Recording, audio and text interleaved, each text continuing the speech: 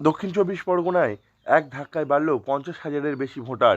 2024-এর November ও ডিসেম্বরে voter তালিকায় নাম তোলার জন্য যে সংক্ষিপ্ত সংশোধনী করা হয় তাতেই বেড়েছে এই ভোটার। মোট ভোটার বেড়েছে 57,209 জন।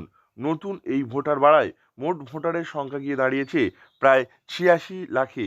ফলে বিপুল সংখ্যক ভোটারদের ভোটদানে উৎসাহিত করতে চায় জেলা প্রশাসন।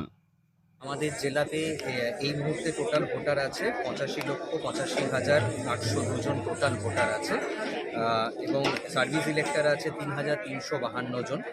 আমাদের ইলেকটোরাল পপুলেশন রেশিও 0.74, অর্থাৎ প্রত্যেক 100 জন পপুলেশনের মধ্যে 74 জন ভোটার।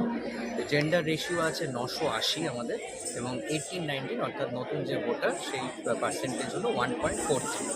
এই বিপুল সংখ্যক ভোটার বাড়ায় ভোটারদের ভোটদানে উৎসাহিত করতে চায় জেলা প্রশাসন, আর সেজন্য একাধিক অনুষ্ঠান করতে দেখা গিয়েছে জেলা প্রশাসনকে।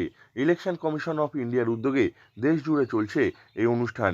সারা দেশের সঙ্গে তাল মিলিয়ে আমাদের রাজ্যেও পালিত হচ্ছে এই অনুষ্ঠান। দক্ষিণ চব্বিশ পরগনার মূল অনুষ্ঠানটি হয় কুলপিতে। দক্ষিণ চব্বিশ পরগনা জেলা প্রশাসন ও ডায়মন্ড হারবার মহকুমা প্রশাসনের উদ্যোগে কুলপি ব্লক প্রশাসনের সহযোগিতায় এই অনুষ্ঠান করা হয়েছে, যার ফলে খুশি সকলেই। নতুন ভোটার 1.43%। এবারের আমাদের এই যে সংক্ষিপ্ত সংশোধনী কর্মসূচি ছিল, তাতে আমাদের জেলায় 57,209 জন নতুন ভোটার আমার এখানে যুক্ত হয়েছে ভোটার তালিকায়। এটা কত থেকে কত সাল? এই যেটা গত নভেম্বর মাস এবং ডিসেম্বর মাস, এই সময়কালের মধ্যে যে আমাদের সংক্ষিপ্ত সংশোধনীর যে প্রক্রিয়া চলেছে, তাতে নতুন ভোটাররা সংযোজিত হচ্ছে। সচেতনতা বৃদ্ধি, ভোটদানের ব্যাপারে মানুষকে আগ্রহী করার ব্যাপারে আমরা এগিয়ে আসার জন্য অনুরোধ করছি। এই অনুষ্ঠানের মূল ট্যাগলাইন ছিল ভোটের মতো কিছু নাই, ভোট আমি দেব তাই।